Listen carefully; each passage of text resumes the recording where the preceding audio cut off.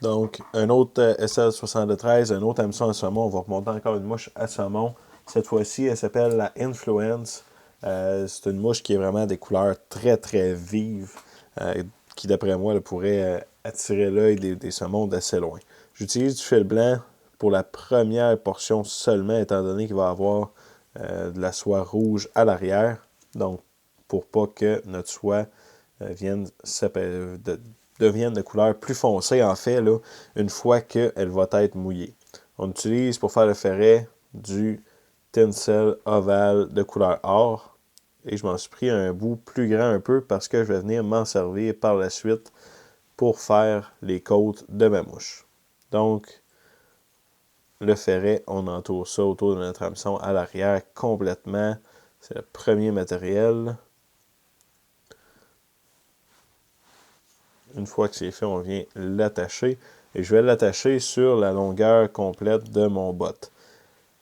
Pour ne pas créer de bosse là, à cet endroit-là, ce que je veux, c'est que ce soit quand même le plus lisse possible.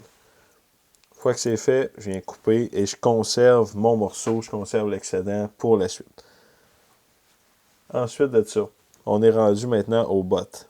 Ce que je vais faire, je vais venir faire un seul nœud de finition avec mon fil blanc, parce que là, de toute façon, on va le recouvrir là, par la suite. C'est pas grave que si jamais c'est pas super solide.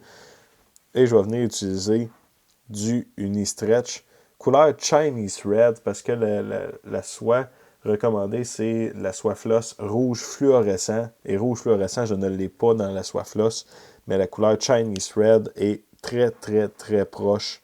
Donc, au niveau du stretch, et en plus, le Uni-Stretch, c'est de loin le matériel que je préfère.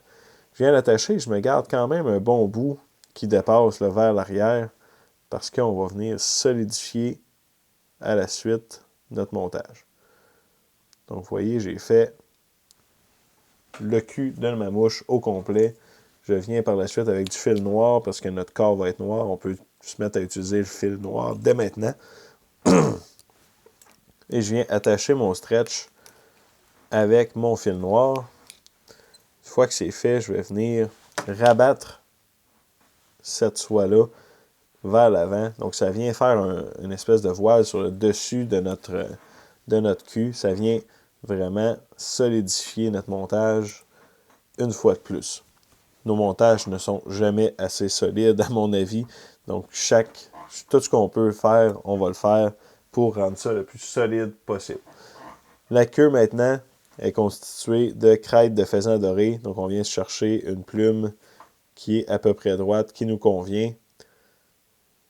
Seulement une. Donc, je pense que j'en ai encore deux. On va prendre la prochaine, ça va être plus facile. Et voilà.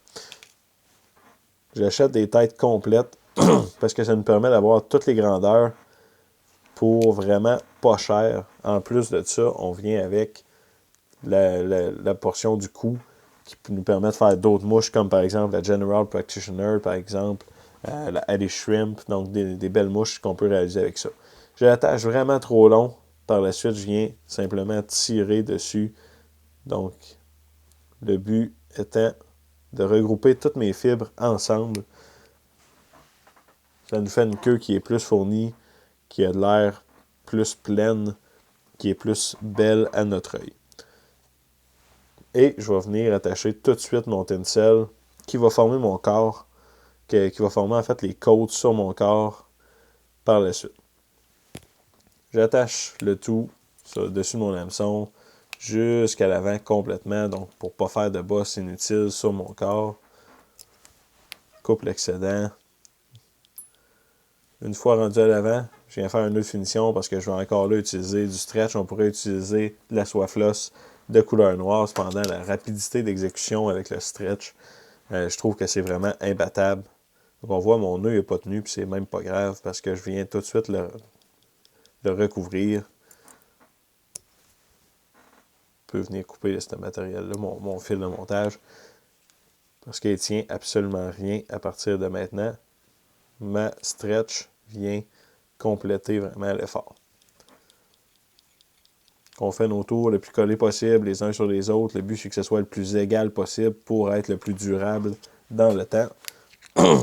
Par la suite, je reprends mon fil de montage de couleur noire, 8-0. 8-0 nous permet de faire des petites têtes. C'est ce que je privilégie pour la plupart de mes mouches, en fait, là, que ce soit à saumon ou non. Même dans le bucktail, maintenant, je fais des modeleurs avec du 8-0 sans problème. Un coup qu'on est habitué avec notre pression, on est capable. On vient mettre notre tinsel ovale qui fait les côtes sur notre corps. Donc, on fait nos tours le plus égal possible. Encore une fois.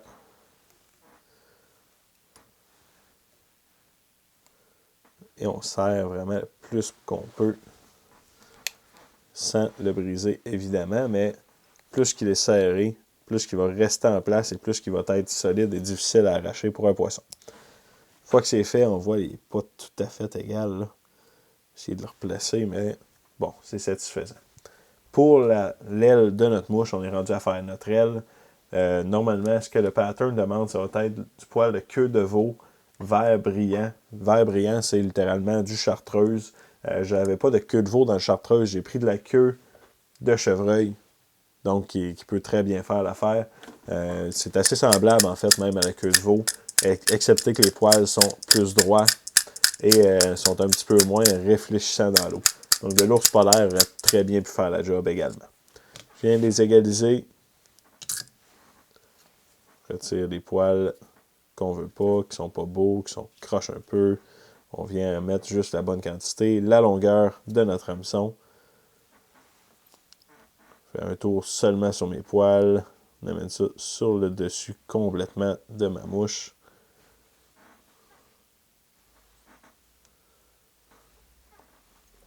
Et je vais venir couper tout de suite, le plus près possible de l'œillet, et mettre une goutte de lac avant de refermer mon aile. Donc ça vient pénétrer vraiment à la base des poils, ça rend notre montage bulletproof par la suite, c'est beaucoup plus solide. Si on veut un montage qui perdure dans le temps, c'est la meilleure option. On referme notre tête tout de suite. Donc, il faut penser quelques étapes à l'avance. On sait qu'on va avoir notre tête à faire par la suite. En la refermant tout de suite, on gagne du temps. Ça nous permet d'avoir une tête qui va être planifiée, qui va être plus petite, plus belle, plus égale.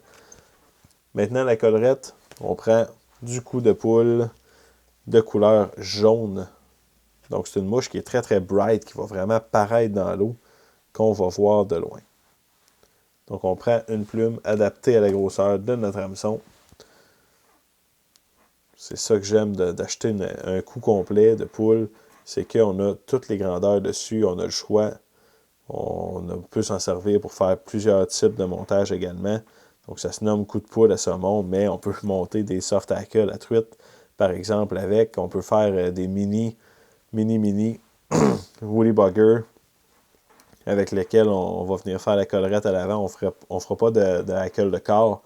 Et on va venir faire simplement une collerette à l'avant avec une queue en marabout et un corps en micro-chenille. C'est terriblement efficace au niveau de la moucheté.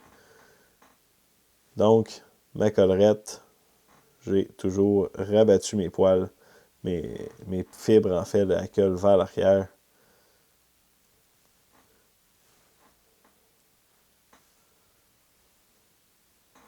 Et vous voyez, il restait un petit peu de lac dans ma tête, donc ça vient imprégner le rachis de ma plume de hackle au fur et à mesure que je l'attache, que je la tourne autour. Donc, c'est vraiment plus solide grâce à la simple goutte que j'ai mis auparavant.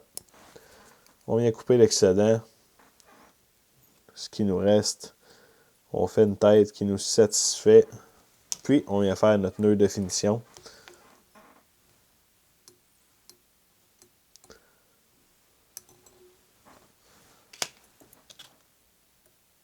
On coupe notre fil de montage le plus proche possible. Et puis là, avant de venir mettre la laque, on peut venir placer nos fibres. Donc, pour qu'elles soient satisfaisantes selon ce que l'on veut. J'aime bien la forme de la mouche en général. Donc, je suis rendu maintenant à la dernière étape qui est de mettre de la laque au niveau de la tête.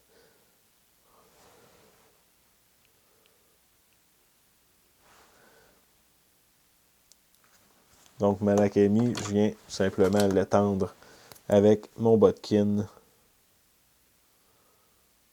m'assurer que vraiment ça entoure tout mon fil d'un bout à l'autre et que ça va sécher égal solidement. Donc, le montage de la Influence, une mouche à saumon aux couleurs très vives.